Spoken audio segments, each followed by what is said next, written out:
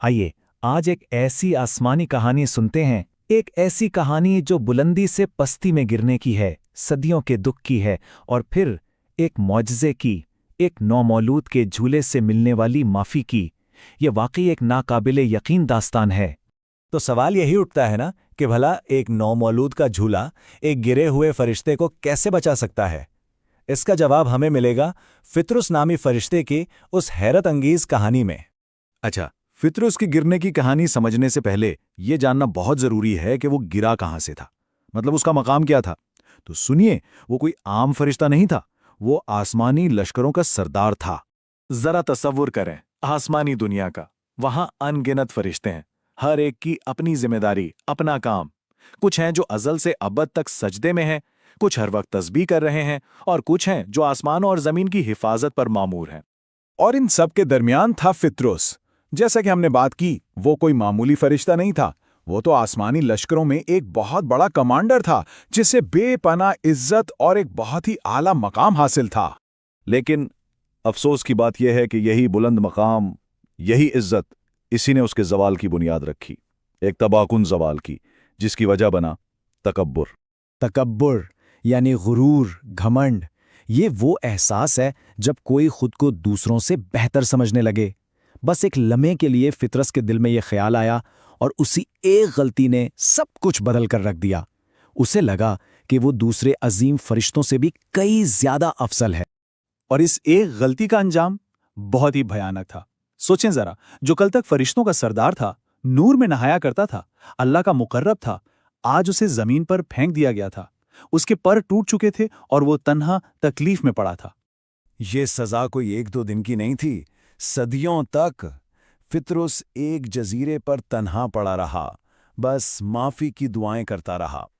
یہ ایک لمبا، بہت ہی غمگین دور تھا، گہری توبہ اور شدید تنہائی کا۔ پھر صدیوں کی اس تاریخی کے بعد کائنات میں ایک ایسا واقعہ ہوا جس نے سب کچھ بدل دیا۔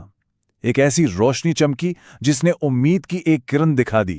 یہ دن تھا 3 شعبان کا، جب پیغمبر اسلام حضرت محمد مصطفیٰ صلی اللہ علیہ وآلہ وسلم کے پیارے نواسے امام حسین علیہ السلام کی ولادت ہوئی، اور اس مبارک ولادت کی خوشی صرف زمین پر نہیں بلکہ پورے آسمان پر منائی جا رہی تھی، ایک جشن کا سماں تھا۔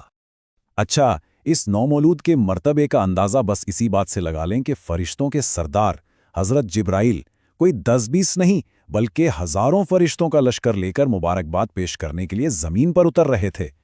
اور جب فرشتوں کا یہ نورانی قافلہ فطرس کے قید والی جگہ اس کے جزیرے کے پاس سے گزرا تو اسے لگا بس یہی ہے وہ موقع، شاید یہ اس کی زندگی کا آخری موقع تھا رحمت پانے کا۔ اس نے پوری طاقت سے آواز دی، اے جبرائیل، اے اللہ کے مقرب بندے، خدا کے لیے میری سفارش کریں، مجھے بھی اپنے ساتھ لے چلیں۔ وہ ایک طرح سے شفاعت کی بھیک مانگ رہا تھا۔ اس کی اس بے پسی اور التجا کو دیکھ کر حضرت جبرائیل کا دل بھی پسیج گیا۔ انہوں نے اس توبہ کرنے والے فرشتے کو اپنے ساتھ لیا اور سیدھا زمین پر رحمت کے مرکز یعنی پیغمبر اسلام کے پاس لے آئے۔ تو اب آتا ہے کہانی کا وہ حصہ، وہ معجزاتی موڑ جس کا ہم سب کو انتظار تھا، جہاں ایک نومولود بچے کا جھولا ایک فرشتے کی نجات کا ذریعہ بننے والا تھا۔ پیغمبر اسلام نے فطرس کو دیکھا اور اسے کچھ ہدایات دیں۔ یہ ہدایات بظاہر بہت سادہ تھیں، لیکن ان میں تاثیر بہت گہری تھی۔ انہوں نے فرمایا، نومولود حسین کے جھولے کے پاس جاؤ، اپنے ٹوٹے ہوئے جسم کو اس سے مس کرو اور پھر اس بچے کے واسطے سے اللہ سے معافی مانگو۔ فطرس آگے بڑھا اور جیسے ہی اس نے جھولے کو چھوا، اس نے دل کی گہرائیوں سے دعا کی، اے اللہ، اپنے اس محبوب نواسے حسین کے صدقے مجھے معاف فرما دے۔ اور پھر معجزہ ہو گیا۔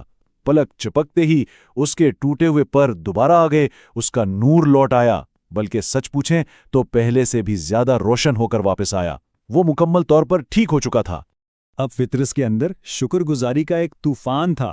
وہ صرف ٹھیک نہیں ہوا تھا بلکہ یوں سمجھیں کہ اسے ایک نئی زندگی مل گئی تھی، اور اس نئی زندگی کا ایک نیا ابدی مقصد بھی تھا۔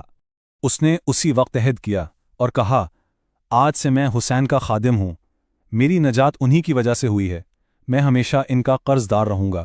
یہ صرف الفاظ نہیں تھے، یہ ایک فرشتے کا ابدی وعدہ تھا۔ اور اس نے اپنے لیے ایک نئی ذمہ داری چن لی۔ اس نے عہد کیا کہ قیامت تک جو کوئی بھی امام حسین کو سلام بھیجے گا وہ اس سلام کو خود ان تک پہنچائے گا۔ وہ ایک طرح سے ان کا خاص قاصد بن گیا۔ تو فطرس کی یہ کہانی ہمیں ایک بہت گہری بات سکھاتی ہے۔ یہ بتاتی ہے کہ سچی توبہ اور کسی صاحب مرتبہ ہستی کی شفاعت میں کتنی طاقت ہے۔ یہ وہاں بھی رحمت کے دروازے کھول سکتی ہے جہاں ہر امید دم توڑ چکی ہو، اور یہ ہمیں سوچنے پر مجبور کرتی ہے کہ آخر رحمت کی اصل نوعیت کیا ہے۔